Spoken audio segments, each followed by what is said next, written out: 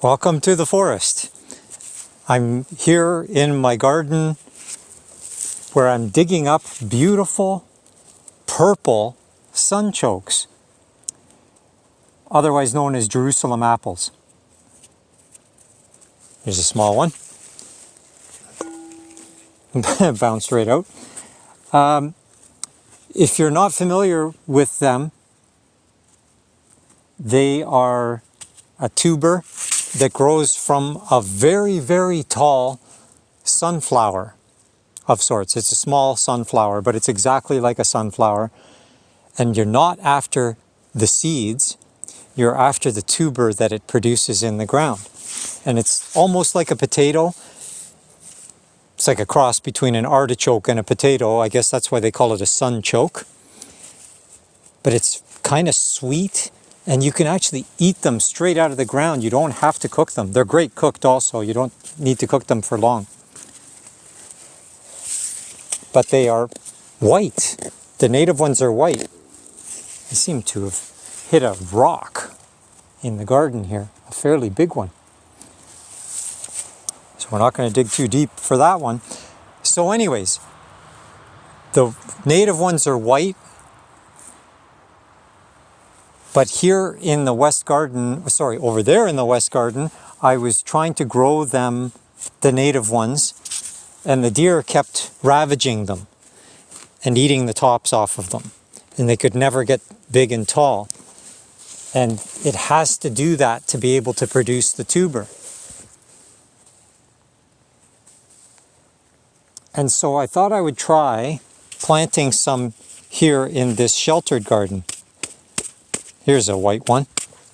That's what the native one looks like. See, I cut through it a little bit with the shovel. It's all sandy now, but I'll dump it in this water. And there you go. Look how white that is inside. I had purple potatoes growing here in this garden.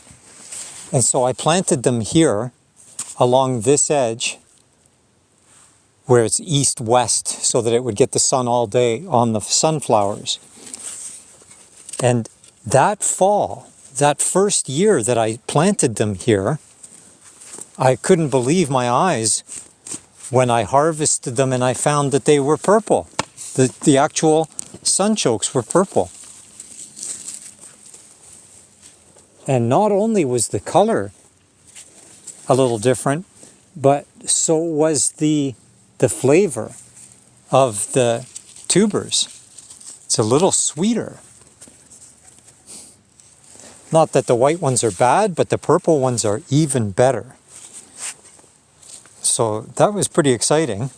Oh, there's another one, a little one. The little ones are good for seeding for next year. I try not to dig every one of them up. They love to spread anyways, so I'm being quick here and not very thorough in what I'm pulling out of the ground. Mainly because I only want to pick just a few for lunch. It's late in the morning and I thought I would take a break. I'm playing hooky from the studio, working on the ZULU MATRIX, which is going very well. And I felt like coming out to the garden to harvest some sunchokes to add to my lunch. And I thought I'd bring along the camera. There's a little white one. Good enough to eat. So they're mixed here. Some are white, some are purple. You know what? That's probably enough. I wanted to tell you a little bit about the weather here. It's mid to late November. It's about the 23rd, I think. And